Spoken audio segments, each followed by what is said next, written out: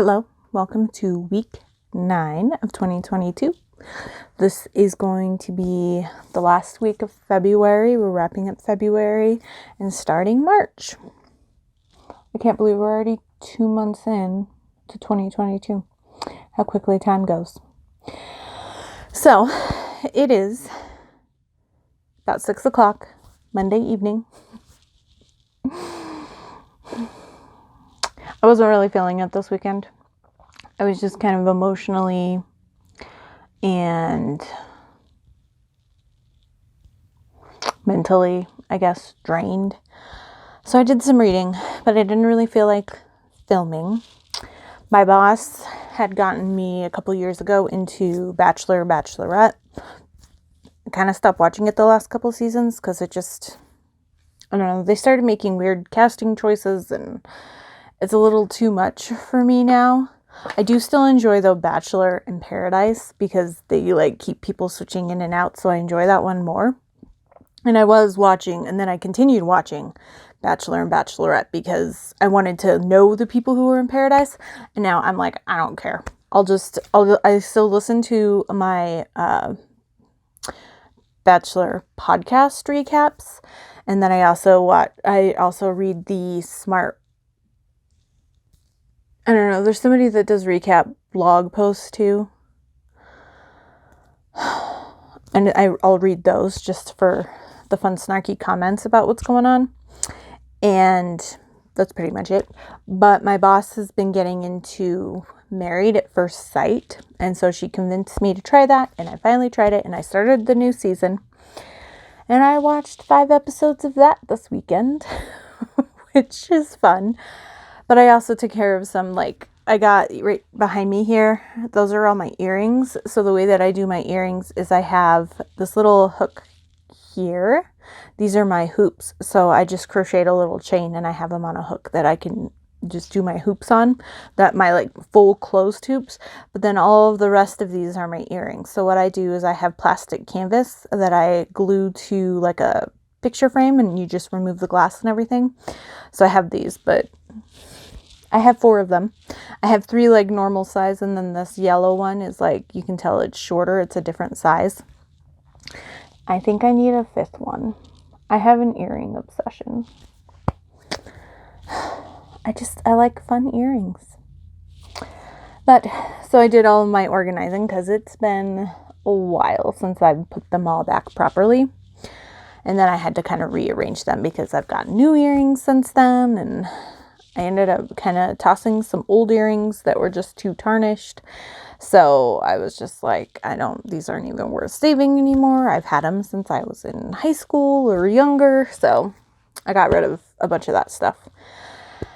And I just did a lot of vegging. However, I did read 3 books. So we're going to try to go rapid fire as much as I can through these. So the book I read on Saturday is Crave.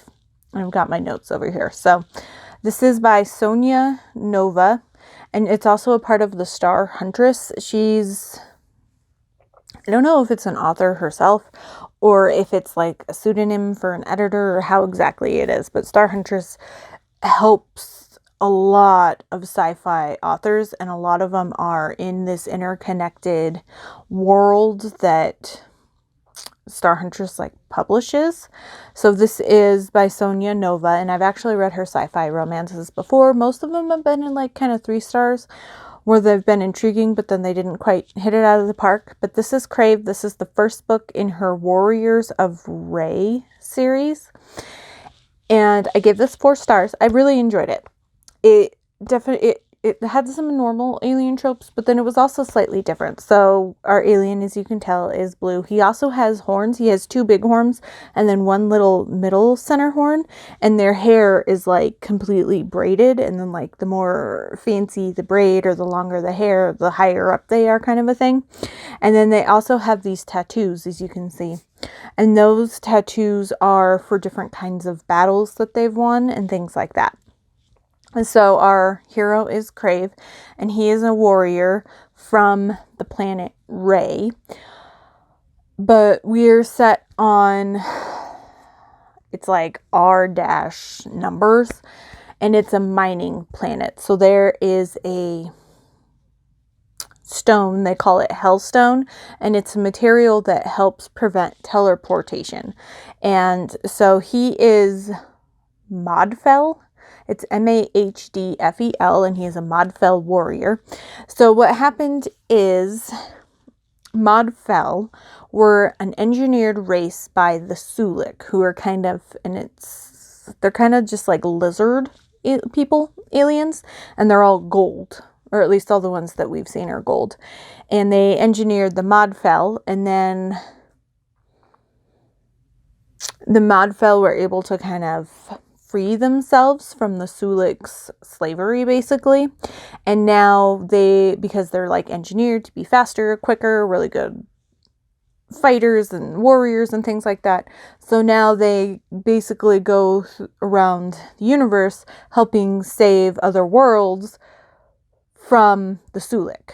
But the Sulik, when they were like re-engineering the Modfell, they became unable to have women offspring. So basically every time they save a planet, to kind of help keep them safe, they broker a deal that they're... So what it is they broker a deal. And when... It depends for each world. Each world has different ways that they do this. But basically, however the world or the tribe or whoever they save from the Sulik can kind of set it up how it happens. But they get genetic testing. And if it's over 98.5% genetic match, this is like your fated mate kind of a person. So then you get immediately teleported to this person.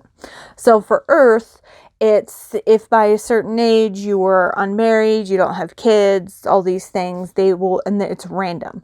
So two soldiers will just show up, and if you're unmarried, unmated, don't have kids kind of a thing, then you're expected to go take this test, but it's random.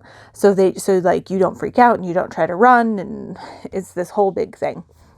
And we do find out from so our heroine is Olivia, and she is training to be a doctor, and she is I want to say like mid-20s, maybe like 22-ish, but I want to say she's more like 24, 25. But she still had not been pulled for this genetic testing, and she thinks it's because she's training to be a doctor, and doctors are in short order. And it's very important for her to be a doctor. So she had best friend growing up next door, and when the Sulik attacked Earth, she was away at her grandmother's house, but their neighborhood was attacked by this gas that it basically destroys your lungs. And when she got home right after the attack, she watched her best friend wither and die, pretty much. So her best friend gave her a bracelet. She always wears this bracelet. In the beginning, when we meet Olivia, she's treating a woman who is in her 40s, but her body is physically like in the 80s, or is reacting like an 80-year-old would, because of the gas damage to her lungs. And so it's really important for her to help try to come up with, to help be a part of the people who are helping save people. And so she wants to be a doctor to save people, and then she also wants to help fund research. Now, when when Earthlings, I guess, are chosen for genetic testing, they're given $1 million to dole out to their family however they want. They're not allowed to say goodbye or anything like that. And there's a lot of propaganda around how it's finding your mate and it's really fun and they'll take care of you. And I mean, there's propaganda about it being really positive. And it is mostly for most women, because it is like a fated mates kind of a thing. It is a positive experience. But Olivia is very firmly against, like, this is propaganda. I don't believe any of this. And it's very nerve-wracking because you're not allowed to say goodbye to your family, but she's given $1 million. So she gives a little bit to her brother, a little bit to her father and mother, and then she gives, like, she splits half of it between her family, and then the other half she gives to charity and research groups that are working against like the celiac diseases that were caused. I need to take a drink. So she ends up getting matched with Crave and, immediately gets teleported there. Well, she asked the people and they're like, you're only getting teleported to a place that's safe. And she teleports in when the Sulik are attacking this mining base. So, and they are attacking the teleporter. And so she gets teleported in and there's a couple dead Modfels. And she is just like... And a Sulik comes in and she's just like, holy crap, what is going on? She gets dropped in the middle of like a battle zone. But Crave had gotten notification when she was matched that she would be there within the hour. So he was kind of getting ready to head towards the teleportation area or teleportation building. It's like in a separate little area because it needs to be away from where the main deposits are of this stone because it stops teleportation. But the Sulik are attacking because if they can get this stone, it would make them even more powerful because of the weapons that they have and the way that they'd be able to attack a world and stop everybody from teleporting out and any help teleporting in. And it's not good. They can't get this. So Crave ends up finding Olivia and they're able to kind of get away. And even though there's this huge battle going on, for Modfel, mates and family come first. So his fellow warriors are just like, get your mate to safety and then you can come back when she's safe. And so they want him to get her to the base. And they escape in a little tiny fighter plane with just them two. And he is a warrior that is a pilot. So he's really good he's not as good as hand-to-hand, even though he had like basic training in hand-to-hand, but he does work. He mostly like flies the planes. He's a pilot. So they are managed to escape in this little plane. Some Suliks end up chasing them down. They get kind of shot down in the mountains, and then they kind of have to survive and try to trek their way back to the main base. So we've got a little bit of survivalist. She sprains her ankle and is injured. He gets kind of cut up, but they're more naturally healing, I guess, or they heal quicker than humans. So yeah, it was super cute. It was super unique. I liked the mix of some of these tropes, and I also liked that Crave didn't want to just like jump on her, and he wanted to wait, and he's had a gift that he's kept for years for whenever he does eventually get a mate. And so he can't wait to give it to her, and he doesn't push her for anything physically, and he's like, we'll wait till we get to my home and his like apartment on the base. And I just love it. And then like, cause she's freaking out cause she thinks she won't be able to talk to her family. And he's like, yeah, no, once the battle is done and all of our communications are back, you can call your family. We can try to go visit your family. I'd love to meet your family, and I'd love for you to come meet my family. And so it's just, I liked that it kind of subverted some of the tropes, but it used them but took positive spins on them. It was a little predictable at times, but I don't know. I really enjoyed it. And I picked up this one because it was the first book in a series. So I wasn't jumping into a middle of a series because I needed a book that started with the letter K for the second board of Winter's Kiss. So I read that. And then on Sunday, I needed a Grumpy Sunshine book. And it doesn't quite fit Grumpy Sunshine, but it kind of does, but it kind of doesn't. It's like, it toes the line there, but I've been wanting to reread it anyway, so I picked up Beard Science by Penny Reed. This is book 3 in the Winston Brothers series, which is a spinoff of her Knitting in the City series. And I do love some of the Winston books, but I much prefer her Knitting in the City series. I feel like I liked more of the overall books than the Winston Brothers. But this one is my favorite of the Winston Brothers. 5 stars. I loved rereading it. It's been a little while. I've been wanting to reread it lately anyway because smart women read romance. There's a spin-off series that's like, some of the books in the Winston Brothers series there's a time jump. And so we get hints of things that happened. And so there's a little like spin-off series that's Solving for Pi, I think. And it's Jen and Cletus, but it's basically what happens during that time jump from their perspective. And we get to see them get engaged and get married and all that good stuff. I haven't read it yet, but Smart Women Read Romance did the second book in the series recently. And I just talking about Jen and Cletus, it just made me want to reread it. So I'm sure a lot of you have heard of this book before, or at least know of it. It's a favorite for people who have read the Winston Brothers series. But in case you don't know, Jen is the banana cake queen in their small town in Tennessee. And she was homeschooled, very controlling by her parents. Her mom threw her into pageants, and basically she's dressed up as like a 50s housewife all the time. She does the baking for her mom's lodge's bakery. And her father is super religious and very strict on what she can and cannot wear. And it's a horrible home life. And she isn't really allowed to be her own person. And she needs to escape, and so she decides, she wants to find a husband. She wants to create her own family, and the only way she can really get out from under her parents' thumbs is to find a husband. So when she is at the police station one day, she is filming a testimonial from the local sheriff about their cupcakes and their bakery to put on social media, and in the background she films Cletus stealing some evidence. And so she kind of blackmails Cletus, and Cletus is like the blackmailer, troublemaker, secret puppeteer of all of their little area, and Jen refers to him as like the evilest man in Tennessee, which is really funny.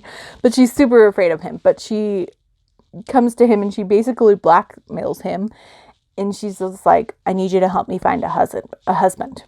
And at first he's like, you want me to be your husband? And she's like, no, I want you to help me find a husband, find someone for me.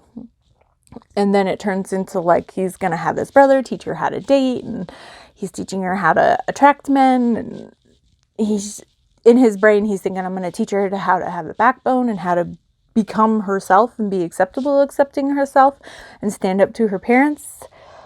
And they fall in love, and you get the fun Penny Reid hijinks, but Cletus and Jen just, I don't know, this book just really, really speaks to me.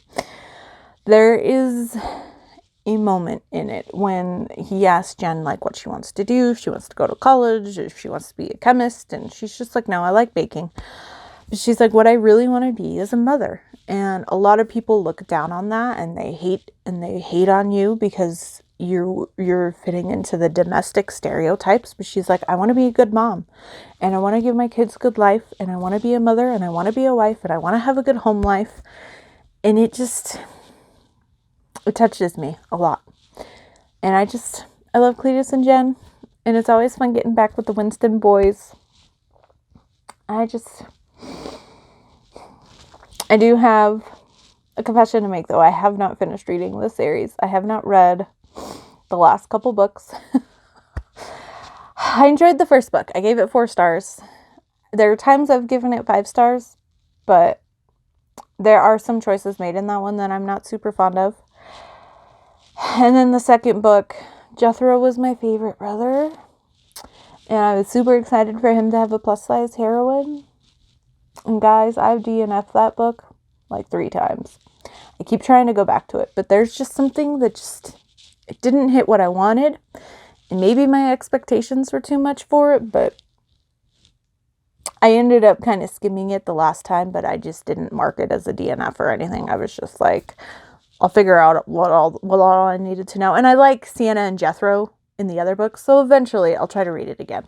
Jen and Cletus is where it's at. And then I picked up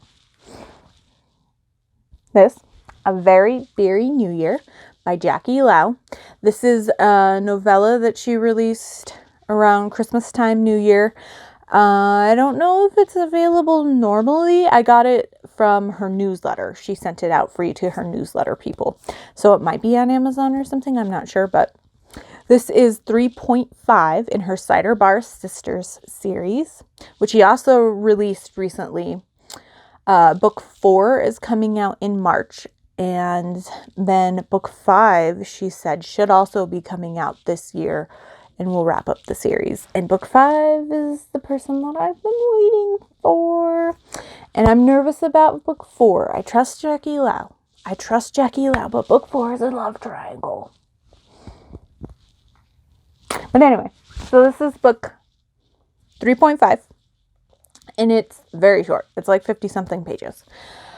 But we have Kelsey, and she is the cousin to Nicole, who is the heroine from one of the previous books. And she also is a waitress at the cider bar where they all hang out. It's called Lychee. And there is a man, Gerald, I think it's Gerald. And he was basically told by his mom that he needs to socialize more. So once a week he goes to Lychee, the bar, and he has a beer and he reads for an hour. He reads at a bar, which sounds like the kind of thing I would do. But he ends up going to Lychee every week because he likes Kelsey. And so they kind of hit it off, and it's just like a normal, like regular waitress kind of a thing. She's the bartender there as well. And then he's reading something, I think the Poppy War, and then she kind of talks to him about the Poppy War, and then she just kind of rambles at him, and because he's so quiet, he's like, no, ramble at me, I don't care. And it's just super cute, super sweet. I really loved it. There were some kind of time jumps, but it's super short. The time jumps kind of helped. I didn't mind the time jumps because I got the fulfillment of their relationship, and even though I would have liked it to be longer, just because I enjoy Jackie Lau's writing and I enjoy this series a lot, it was just kind of nice that we got to hang around. We got to see more of their grandmother Popo and her like TikTok sensational viral videos, and I love Jackie Lau. We got a lot of foodie stuff. It was just super sweet. There's a little bit of steam. I would have been okay without the steam if it was just like a heavy makeout or something, but it was still cute. And so I gave this 4 stars. I mean, you couldn't ask for more for a New Year's Eve 50-page novella. Really. It was so well done. And I love Jackie Lau, so maybe I'm biased, but it was really fun. And then the next book I picked up, I started it this morning before work, is I am reading the first book in Jackie Lau's Wong family. And this is a 4-book series about, and they're all holiday novellas. And I've read books 3 and 4, and I usually don't read them out of order, but I read them for a readathon, and I needed something specific for a readathon prompts, so I picked them up. So I'm planning on finishing this one and reading the second one, and that'll help cover 2 prompts for my Winter's Kiss board, because I need to finish that tonight. So I have to cram in 3 novellas tonight, which should be doable. But so right now I'm reading A Match Made for Thanksgiving, and because I've read the other 2, basically what happens is, this is the first book. So when this family goes home for Thanksgiving, their parents and grandparents have basically brought a bunch of other people there, and they're trying to matchmake them over Thanksgiving. So this first book is about Nick. And it starts out when he is having a one-night stand with Lily. And I love Lily. She's an accountant, and she's just like, this is the first time I'm doing this. And the premise is he's going to go home, and Lily's going to be one of the matchmaker women for his brother. So this will be super fun. And then I know the third book was Chinese New Year, and it was, I can't remember if it was another brother. I think there's 3 brothers and a sister, I think. I haven't looked at the second book too much. But the third book is the Chinese New Year one, and he gets a fake girlfriend that he takes home because the Thanksgiving matchmaking was an absolute disaster. And then the 4th book is the sister. And I like that one, and that one's Valentine's Day. So book 2 is Christmas, so I'm going to plan on reading that. But I started this one, Match Made, for Thanksgiving, and I'm super excited. I'm loving it already. I'm liking the chemistry between Nick and Lily, and I'm only 15% in, but I'm excited to, right now, they're still just kind of dealing with the one night stand kind of a thing. So I'm excited for them to re-meet at Thanksgiving at his parents' house, but I'm not quite that far yet, but I definitely will be picking it up. Okay, I'm going to take another drink. Tonight, I made some tea. I'm using my Bender's mug.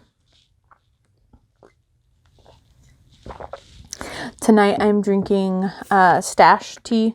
It's Sunny Orange Ginger. It's a caffeine-free herbal tea, but it's got orange peel, ginger root, hibiscus, licorice root, safflower, orange oil, and citric acid.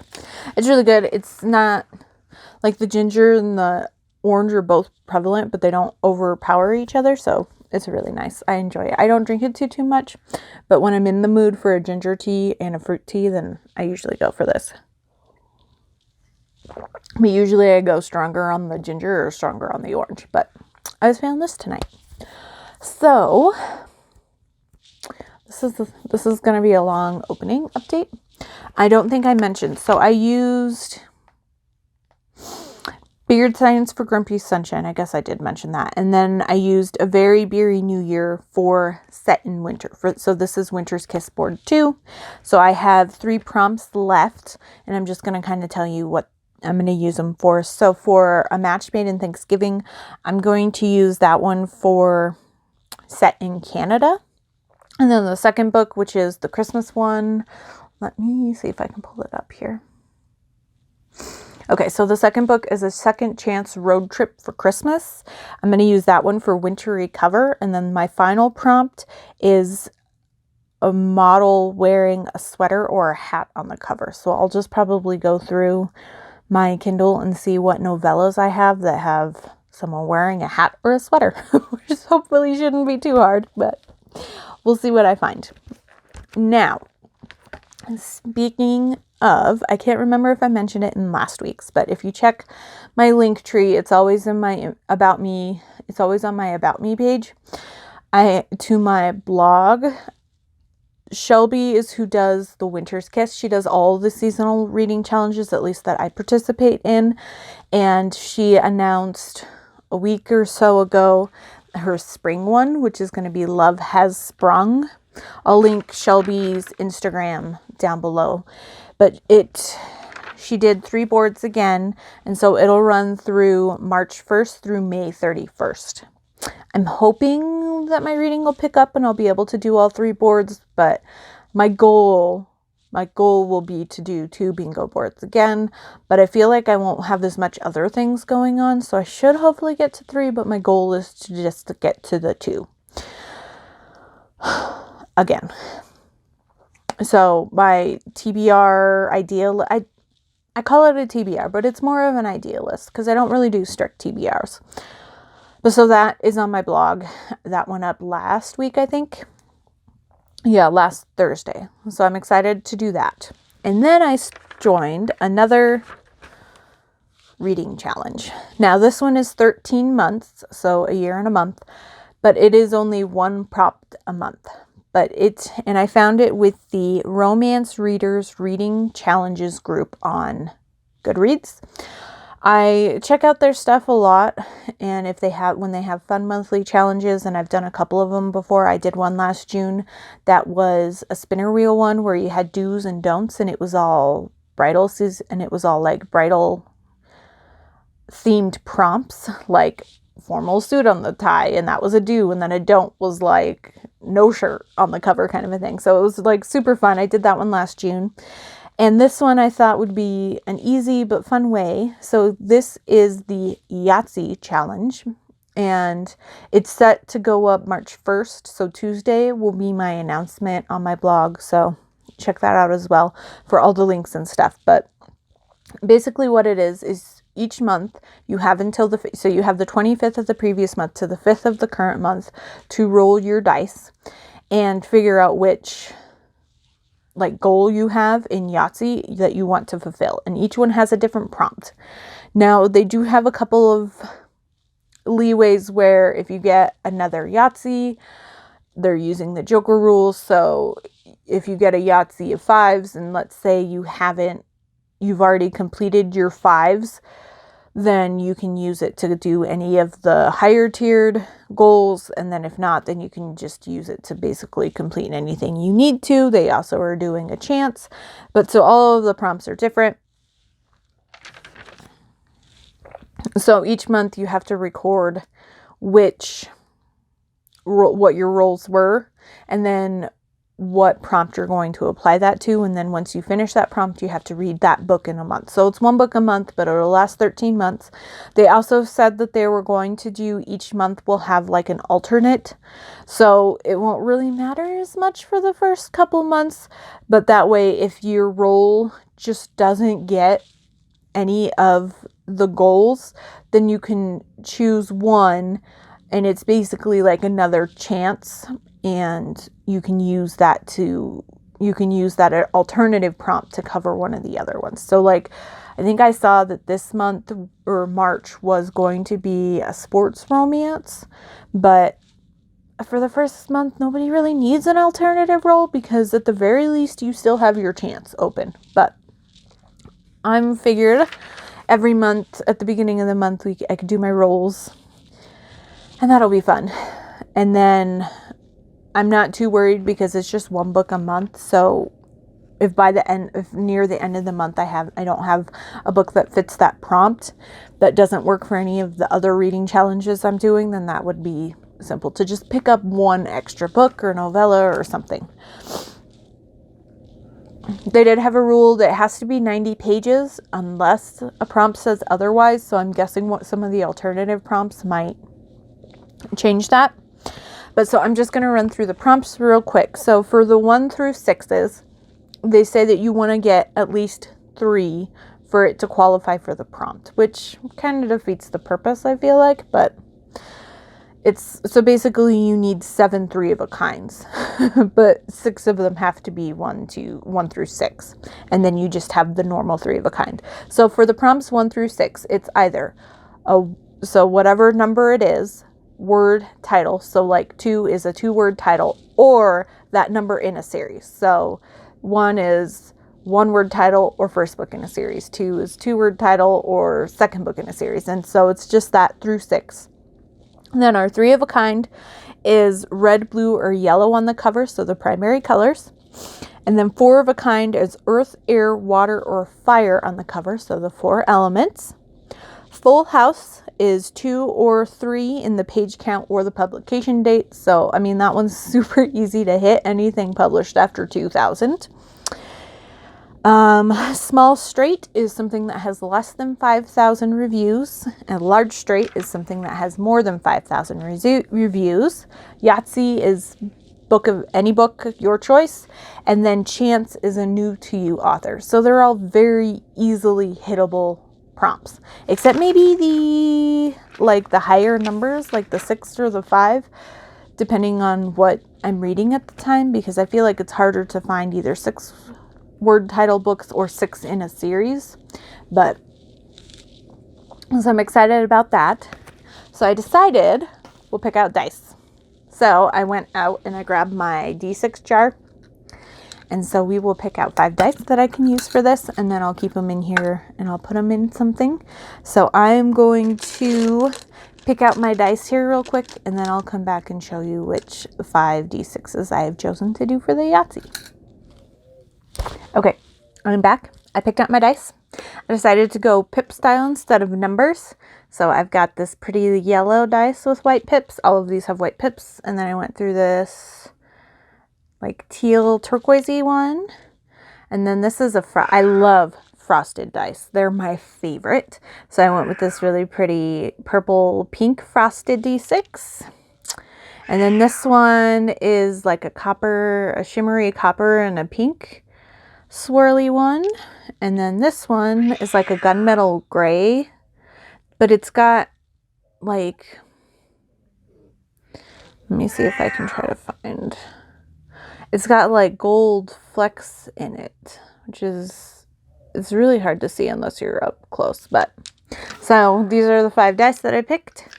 So let us do our first roll. Hello, coming through. Yep. Oh my gosh, I'm dropping dice. You just cause a mess when you come through. Okay. Did you just hear her squeak? What are you doing? Okay, so we've got a 1, a 2, 2 3s, and a 4. Well, we're gonna keep the 1, 2, 3, and 4 because that is a small straight. Way to come out gunning. All right, so I'm gonna record these here. So for March, I've got a 1, a 2, a 3, and a 4.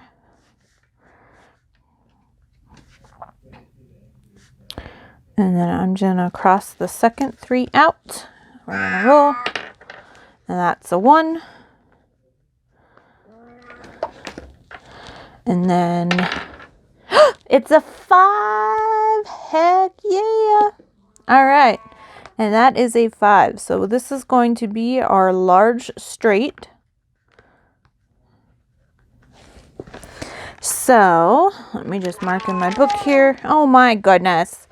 Large straight will be for March 2022. Okay, so then I just will need to read a book next month that has more than 5,000 ratings on Goodreads. So I'll just kind of keep an eye on what I'm picking up. And then if I get close to the end of the month and nothing I've read is over 5,000, which I don't think will be too hard, but we'll go from there.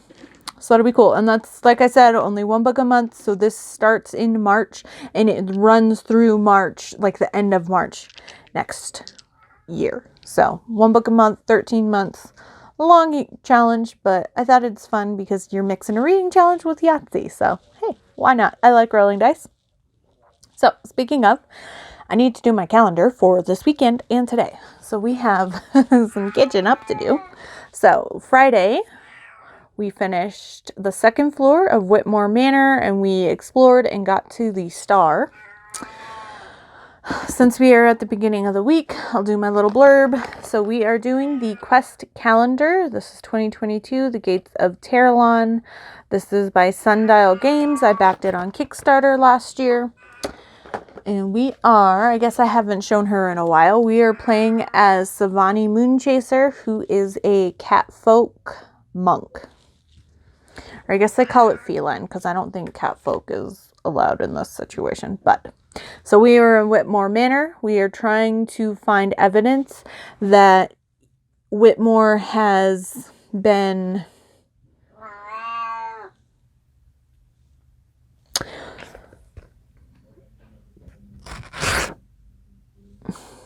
rigging. I was like, I can't think of the word, but he's been like rigging and not keeping the like the year, I think it's yearly fair.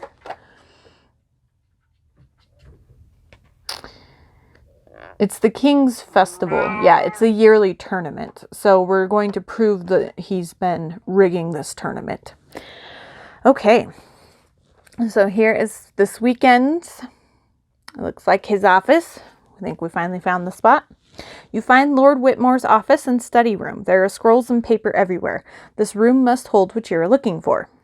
Search the room. Find what you need to complete the mission. Roll a d20 plus intellect. Reminder, investigator. You will need to recall your mission as well.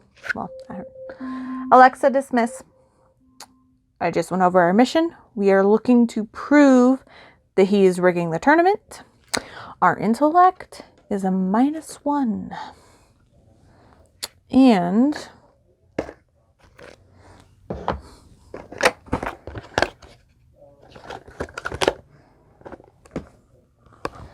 my dice are gone.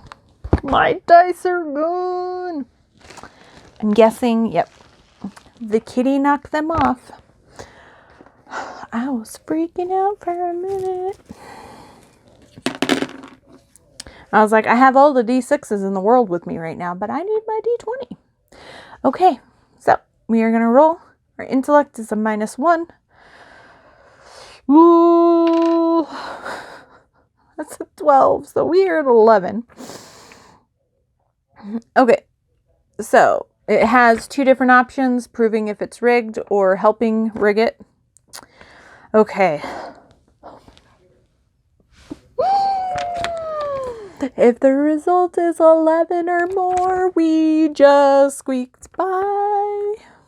And we don't have that -2 anymore because it was just for that day and the next day. So we're okay. Okay. You find proof that you need the Tournament of Lords. Oh, you find the proof you need that the Tournament of Lords is rigged. You find a ledger of the bribes and letter correspondences between Lord Whitmore and other local lords. This should be sufficient evidence. You take them.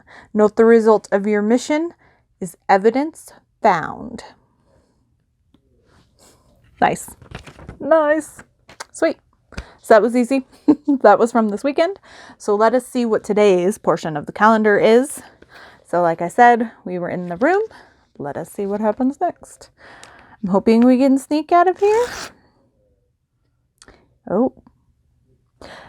Oh. There is a chest. Treasure chest. Treasure. Okay. You find a locked chest nestled away and partially hidden behind a stack of books. It is heavy and difficult to move. It is sure to hold some nice treasure. You just need to get it open. If you have the copper key, it unlocks this chest. We have the copper key. So we do not have to try to smash it or pick the lock. We just open the chest.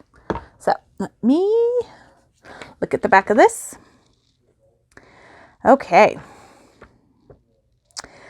You place the copper key in the lock of the chest and turn. A perfect fit. It opens with a click. The treasure inside will be revealed tomorrow. Tomorrow. Dang it. All right. Well, that was quick. That was quick and easy. We got 2 days through done. Tweet. I don't know what I just said. Words came out not in the proper order. But alrighty, we are done with that. So before I leave you and get back to trying to binge novellas, I also have some editing I need to finish tonight. I have a little bit of an unboxing. So there's a company, I'll link them down below. They're called Nerdy Ink. They do a lot of bookish related items. And they were having a closeout about a month ago. And so I got some of their things, and then I got their enamel pin sets because they were super cheap. I've been wanting their enamel pin sets, but they were kind of expensive, and they were on sale for like $10. So I got their 3 enamel pin sets, and then I think I added some bookmarks to get to the free shipping because I was pretty close to that. So this is their logo. They do a lot of like desk cover jackets with special art. And I know one of their sets is Throne of Glass and maybe even Akatar by Sarah J. Maas, but I don't collect the hardbacks. If I collected the hardbacks, I would definitely get the desk covers, but I didn't need to. So I'm just going to do a quick little unboxing. All right, so I don't know. Let's do this one first. So these were on sale, I think, for like $10 a piece. And I love the way that they do them. I am an enamel pin collector, but I'll probably leave them like this because they're all in like little books. So this, if you couldn't tell, is going to be Jurassic Park. It says life finds a way. On the back it says life will not be contained. Life breaks free. It expands to new territories and crashes through barriers. Painfully, maybe even dangerously. And well, there it is. I think this is a quote. But this is by Dr. Ian Malcolm. And then, oh, that's right. It's the magnetic closure. Then there's a little case in here. And then these are the enamel pins. Look at those. Those are so cool. So I might just leave these in here because it's super cute and then just stick these on my bookshelf. I love that sound. I don't know. It really gets me. So I got my Jurassic Park one. I'm going to stick this back in here just for now. Okay. So then next, I don't know if they've had more enamel pin scents besides these three, but these are the three that I've seen since I've joined their newsletter stuff. And then I had to get Pride and Prejudice. And then on the back we've got Mr. Darcy. Look at, I love the spines too. What is on the spine of this one? Okay, the spine is just like a normal book spine on this one, but look at how pretty. I'm excited. I love Pride and Prejudice. We'll pop this out. Oh my gosh, I love them. Look at these. I love that they're looking at each other in their cameos. Super pretty. I know part of me wants to, I want one of my, eventually I'll make projects is to do crochet. I have a like plastic see-through bags that's like made to go for stadiums, and I want to crochet an inside layer that then will have like a pocket, and then I can do my, oh, I was like, what is this? But backs for the pins. I can do my enamel pins, and then I can attach it. Somehow I'll do like buttons or a zipper or something, but I'll be able to attach the crocheted piece that the enamel pins will be on to the plastic, so then the plastic will help protect the pins, but then I want to have it as like a double layer so that it'll be sturdy enough that it won't kind of mess with things, but I'll probably figure out a way to do ties to them. But then I'll also have a second layer, so then it'll protect the back of the pins too, but then I'll probably put a purse organizer or something inside of it, and I have all the pieces to it. I just have to do the crocheting and measuring, and everything is shaking. I don't know what's happening, and I just got the hiccups.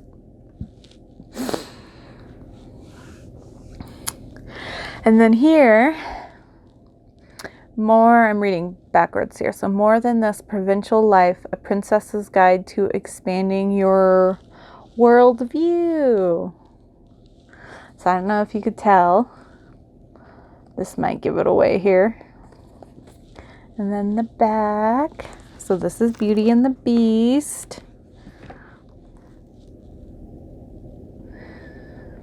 Oh my gosh, I love them. Oh my gosh, I love them so much. I'm throwing them around. And one popped out. Let me stick it back in here. Oh my gosh. Look at this. Look at this bell pin. Isn't it gorgeous? I love them. I love them so much. Oh, these will definitely be going on my bookshelf, even if I end up taking the pins out. I wonder if what they're in comes out easily, and then these can be like secret little Heidi books too.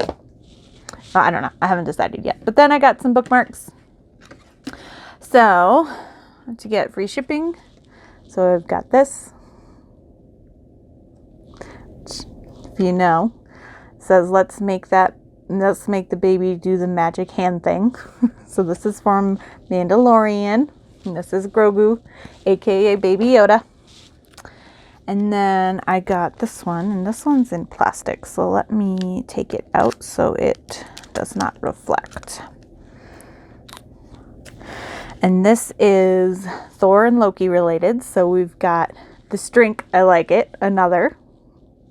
And then on the back, it says burdened with glorious purpose. So that's my Marvel bookmark for Thor and Loki. And then this is a gift for someone, which I will be passing along very soon because it's almost their birthday. But these are their fat bookmarks, which I wasn't sure how big they'd be, but they're like double sized. And this is really pretty. So this says Sassenach, and then it has this gorgeous artwork of Jamie and Claire on the back. This is a gift for someone.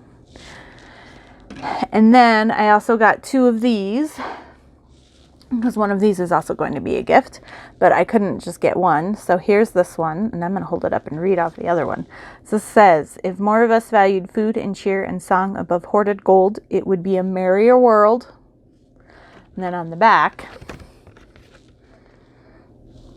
it says, where there's life, there's hope. And we've got the Eye of Sauron. So if you didn't know, this is Lord of the Rings. So, super fun. So I got those 5 bookmarks.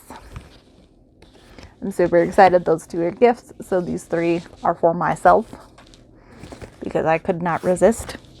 And it was hard to narrow it down to just 5 to get the free shipping. But I'm sure at some point I'll place another order and get more of their bookmarks because they're really nice quality. They're really thick. I really like them. You can never have too many bookmarks. So that is it for my update now.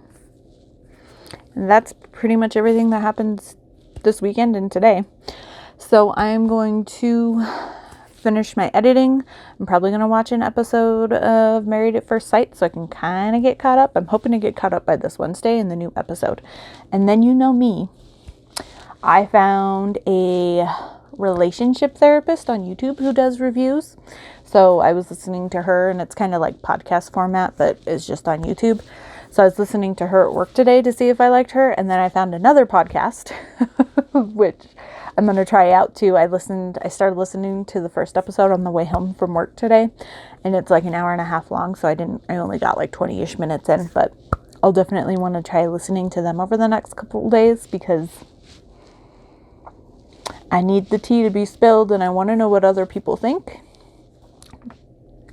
But yeah, I'm a podcast maniac, and I'm loving pairing reality TV and podcasts. It's like my new favorite thing.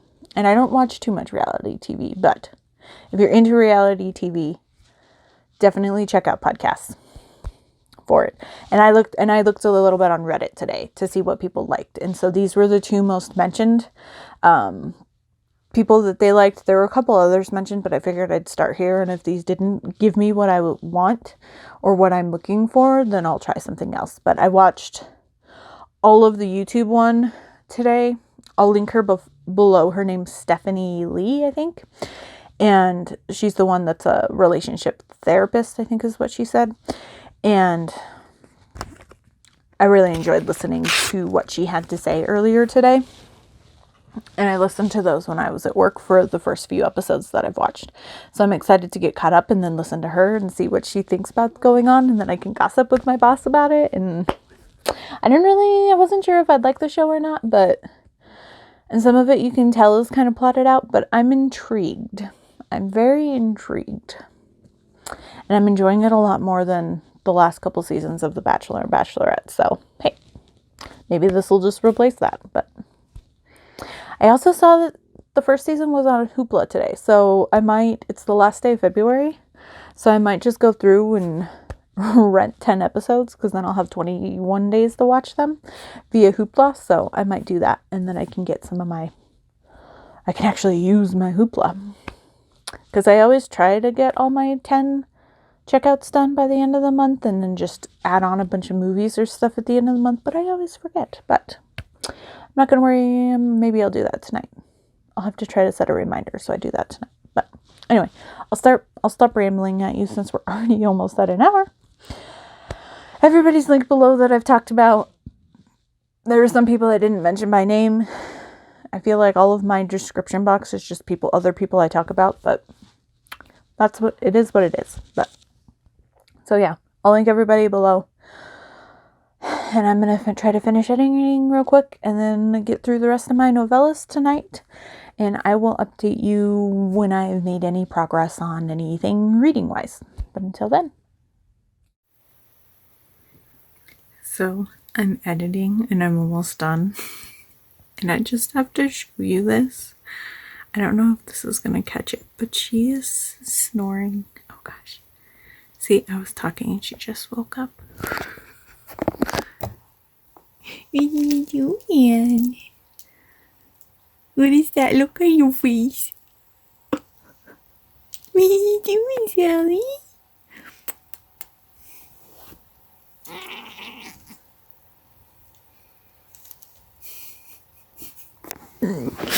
course, as soon as I started talking, she woke up, but she was over there snoring like crazy. It has been a few days. For you, it's been a few seconds. For me, it's been several days. It is Thursday, March 3rd. Surprise! Time jump. I haven't really read much the past couple days.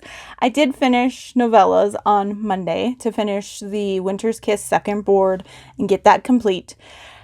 And then I think because I crammed so much in on Monday, and then I had the Avalanche game Tuesday night, and then I've been marathoning and binging Married at First Sight, so I'm completely caught up now. And the only thing I've really read is my web novel, Under the Oak Tree. I even stopped, I still will watch my videos to unlock Hearts of Darkness, but I've just been reading my one chapter of Under the Oak Tree. But, yeah, sometimes that happens. I'm not in a reading mood, and I've been wanting to read, but I'm also really struggling on what I want to read next. And because I don't have any book club books that I need to read right away, I don't have anything until I think next weekend, and then I have to pick one up. Because I prefer to wait until the weekend before they're due to read them. But anyway, so yeah, I've been Married at First Sight, guys. Married at First Sight. I wasn't sure if I would like it or not, especially because the first episode I watched where they meet each other at the wedding is super cringy for me, and I was like, But once we got to the honeymoon and they got the official meeting and the marriage part over with and we got to the honeymoon, I'm enjoying it a lot more now. It's just that initial cringe, and I'm just like, ooh, and I fast forward through all the bachelor parties and bachelorette parties because I was like, I don't need to know that. And then, because you know me, I started 2 friggin' podcasts. One is a YouTube podcast and one is a podcast. Maybe I mentioned this before, but some stuff went down in last night's episode, and one of the guys on there pretty much expects his wife to stay at home, and he literally says, what's she gonna do if she doesn't cook? Clean? And that she needs to meet his expectations and basics of a wife. And so I'm not. That is not how you treat a woman, and that is not okay. So I am ready for him to get ripped by the experts or whoever is going to talk to him in the next episode. So Wednesday can't come here fast enough because I need the tea, and I need my podcast to update because I need to hear them all get on this guy too. But anyway, so yeah, that's what I've been watching. But Monday, I pulled up my Goodreads over here so I have all my information. So I finished A Match Made for Thanksgiving by Jackie Lau. This was super cute. I gave it 5 stars, I think.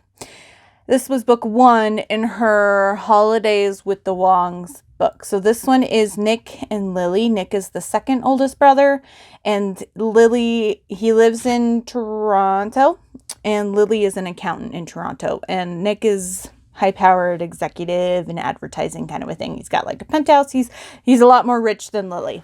And they have a one-night stand, and then he goes home, and it turns out that this is the impetus for the whole series, but their parents have decided to matchmake this Thanksgiving. So everybody has a date there. And the mom and the grandmother have chosen who they're matchmaking with based on romance book tropes. So it's horrendous. So Nick gets paired with this pig farmer because opposites attract. And then Lily gets paired with Greg, his older brother.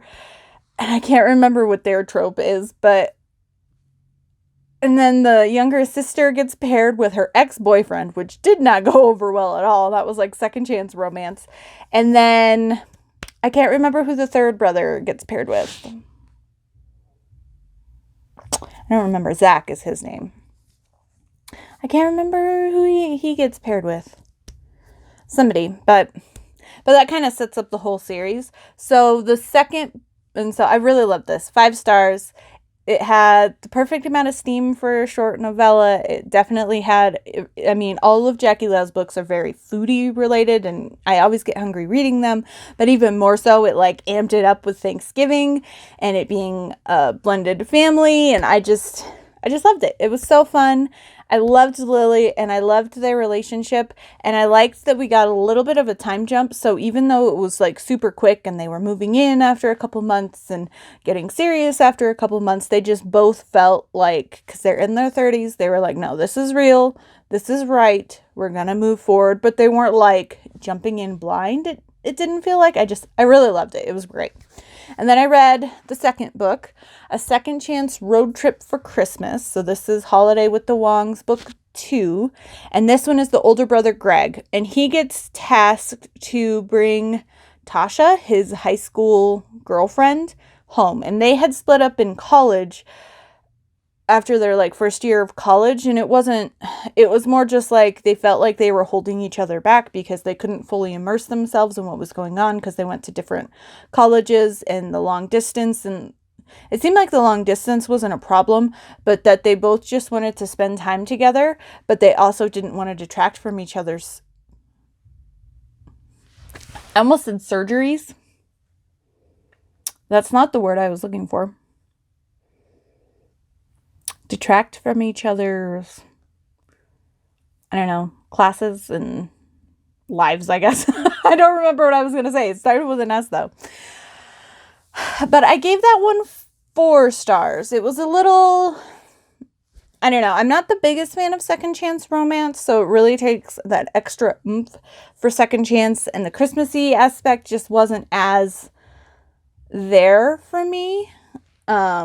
Like the Thanksgiving one we saw, like everybody together for Thanksgiving, and the other 2 books is Chinese. So book 3 and book 4, book 3 is Chinese Lunar New Year, and that's a fake girlfriend, and Zach brings home a friend that he is having be his fake girlfriend, and then they end up actually dating. And then the 4th book is Valentine's Day, and I read those both last year.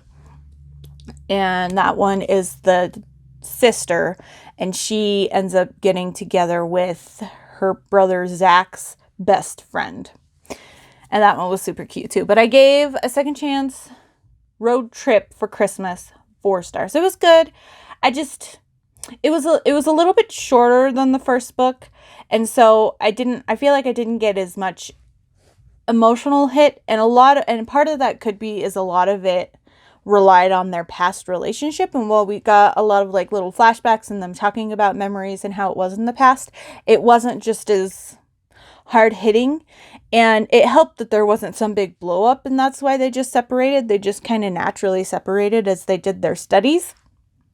That was the word I was thinking of before, studies. And they just never got back together. So, it was cute. It was fine. It was steamy. I loved it. It just didn't quite knock it quite out of the park like the Thanksgiving book did. But I enjoyed those. I can tell you what I used them for.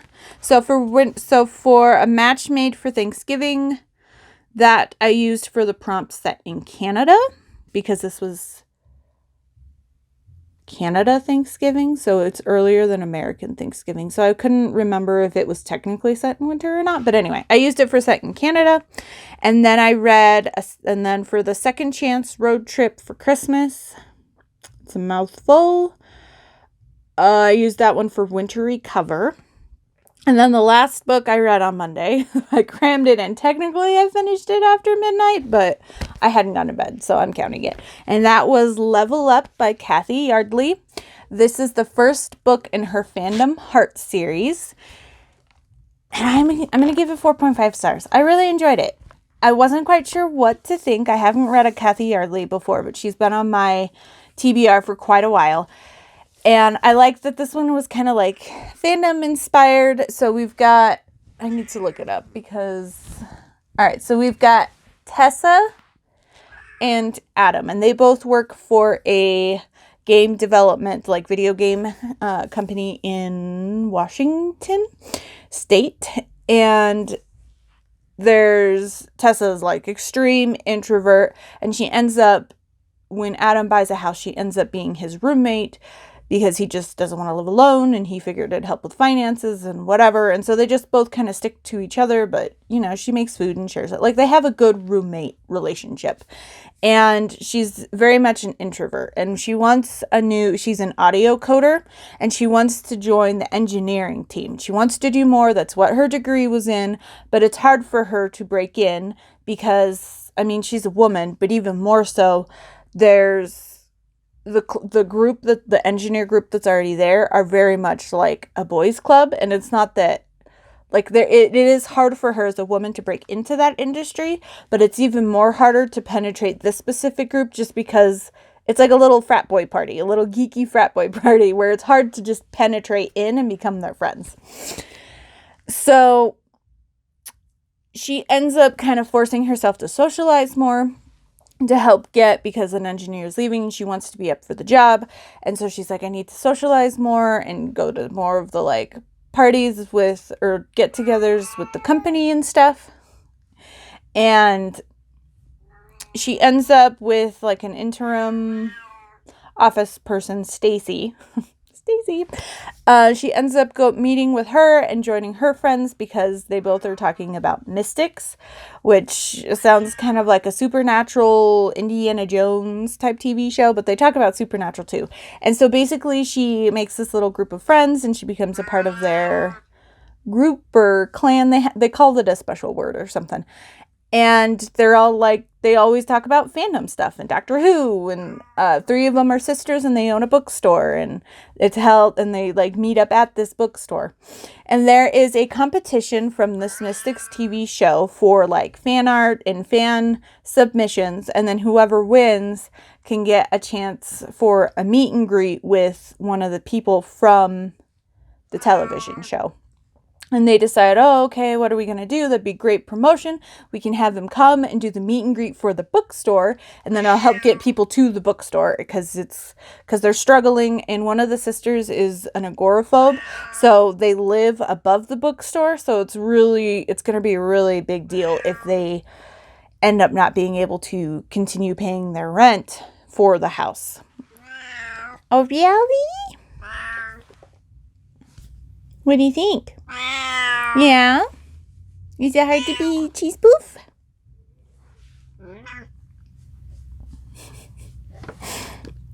You crack me up, you know that. But anyway, so they're all kind of talking about ideas, and they're all geeky in their own way, and I love it. It's just like, they're my kind of girls, definitely, for sure. And Tessa comes up with the idea to make a little like mini video game and submit that as fan art. And so she convinces Adam to help her because he's like a project manager and he used to be a coder as well. And then a couple different ways they convince the engineering boys to help them out. And she's just like, this will be great. I can help my new friends keep their bookstore. We're going to do it. And nobody else is probably going to do a video game. And then, she also will get a chance to kind of show off what she can do in such a short time because it's like a 2-week deadline or something like that. But super cute. I loved it. Her and Adam get together. They end up kissing a couple of times, both to kind of like, the first one was like some horrible dude shows up and is hitting on one of the girls, and there's some history there. And then he kind of makes fun of Adam, like, oh, why are you hanging out with all these girls? I bet you're gay, or that's like implied. And so she's like, he's not. And then Tessa kisses him and then she like sticks it to this guy, and it's great. But from like that kiss, they both just like can't stop thinking about it. It was super cute and it was steamy and I loved it. It was so much fun. 4.5 stars. I did wish it was a little bit bigger.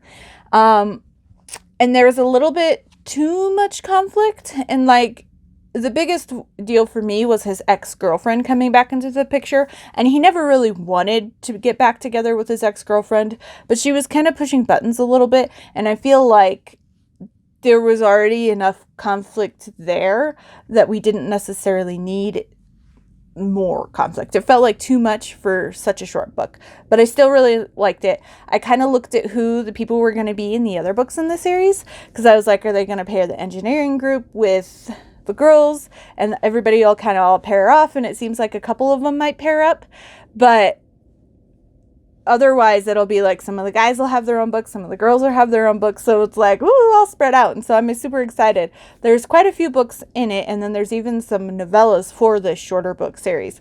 But I don't know if the other books, because this one was about 150 pages, but I don't know if the other like full numbered books are about that or if they're more longer. But I'm definitely going to read more, and I really enjoyed them. Plus, is really nice because Kathy Yardley is Asian, so there's another POC author that you can pick up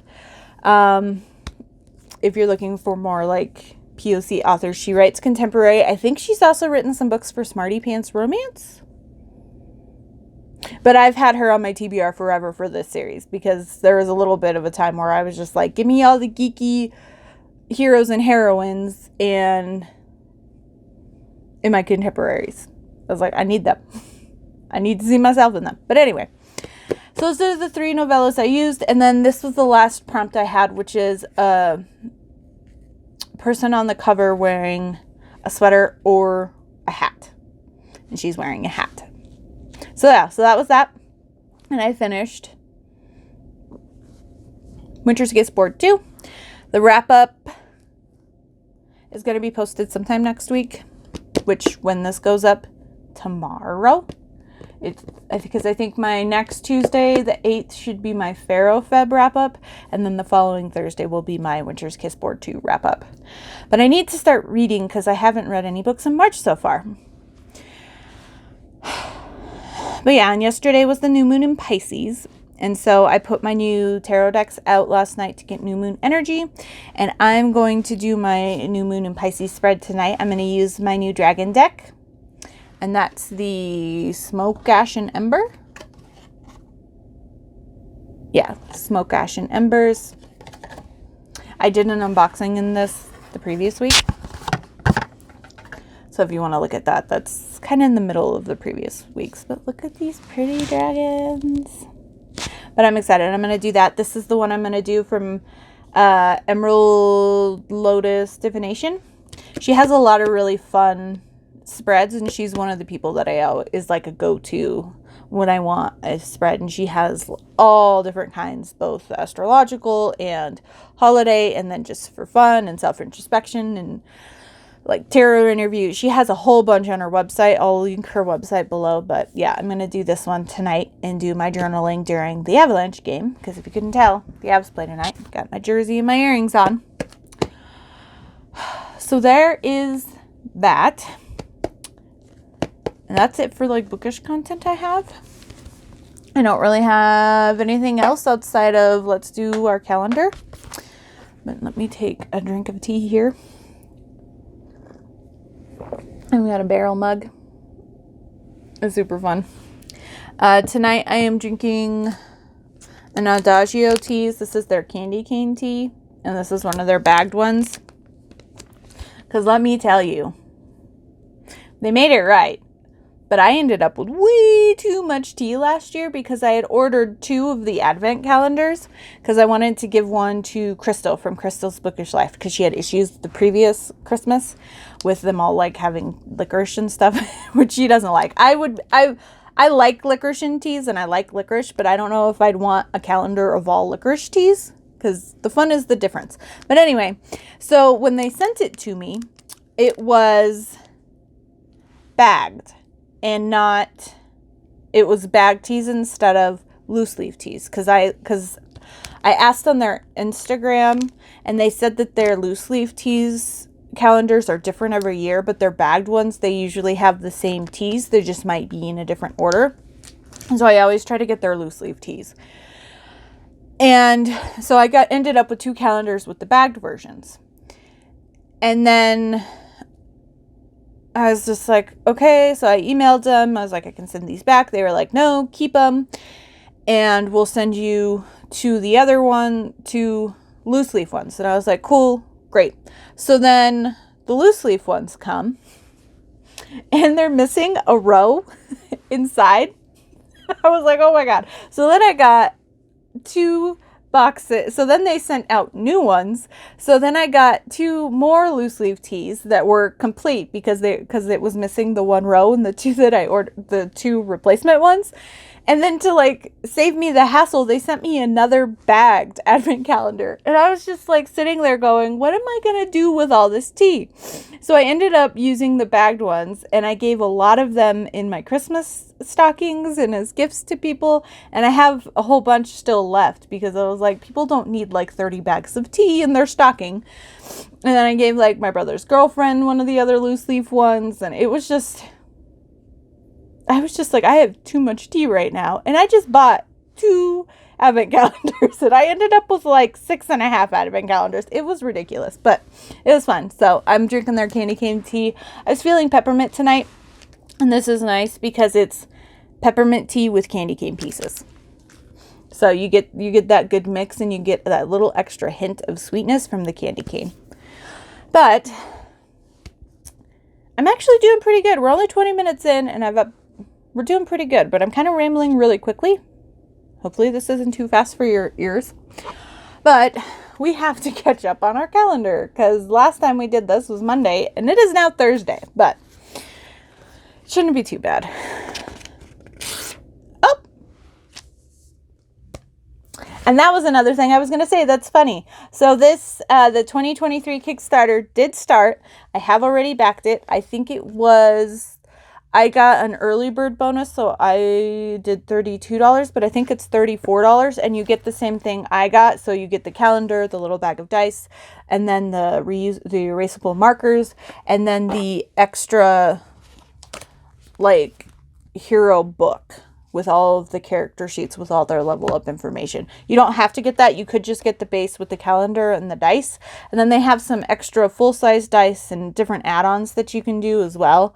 But that's cool. That's funny. I didn't realize they'd have a little thing here. But yeah, the Kickstarter is live. I'll go ahead and link it down below. Like I said, I've already backed it. And it's a space fantasy or sci-fi fantasy calendar next year. So that'll be super fun. Okay. Alrighty. So. Whoa. Alright, so here's Tuesday. Pick 1 treasure item to take with you. You can't have 2 of the same item types. So shield, ring, and gloves. Equipped at the same time, these items can be sacrificed upon death to resurrect your hero. Wait until you resolve the events of tomorrow before you cut out the token. Okay, because tomorrow's stuff will be on the back. So we have the option of the champion shield, which gives a +1 to dexterity and a +1 to defense. The necklace of luck, which is +1 to dexterity and +1 to attack. And belt of the champ, which is +1 to dexterity and +1 to health. So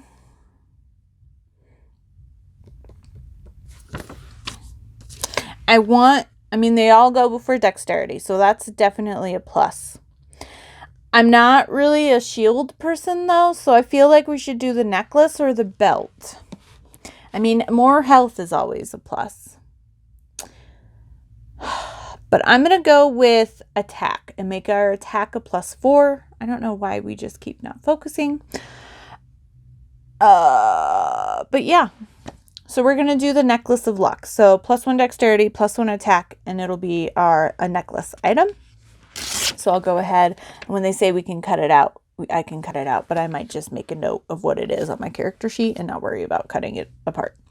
Okay, so then Wednesday, so yesterday, whoa, look at him. Crazy. Looks like maybe a golem or something. All right. You hear a clamoring of items. You don't believe you knocked anything over to make noise. You turn to look at the ruckus and discover various items taking the shape of a beast. You must have triggered a magical alarm and activated a security feature of the manor. Well, so it looks like we're going to have 3 rounds. So let me kind of update stuff here real quick with the necklace, and then I will be right back. Okay, I'm back, and there is actually a special equipment page in the book. So I got my necklace of luck on there, and I got my character sheet updated. So we will move on with attacking this dude. So, okay. Round 1. Let me move my tarot cards. D20. Okay, so our attack is now a +4. And we got an 18. So that is a 22. Oh, wait. Okay, we have to roll a dexterity first. So we'll just re-roll here, but we're going to keep the 22 for the attack. But let's see. So our dex is now a +4. Okay, and I don't think anything applies to that. That's a 19. So we were looking for an 8, which we got. Okay, so then we attack, so with the 22, so we do hit. So we need to roll damage, and we are a D10. And that is a 4. Ooh, we needed a 5. So we did not stun him. Or if the enemy is not stunned, it throws books from the mantle at you. So our defense is a 13. So we reduce our health by 1. So 1 hit point of damage. What did I do with my marker? Alrighty, there is 1. Okay, round 2. Right. Okay, so dexterity first. And that is a 6 plus our 4, so a 10. We needed an 8 again, so that's good. That's getting a little too close. All right, so now our attack.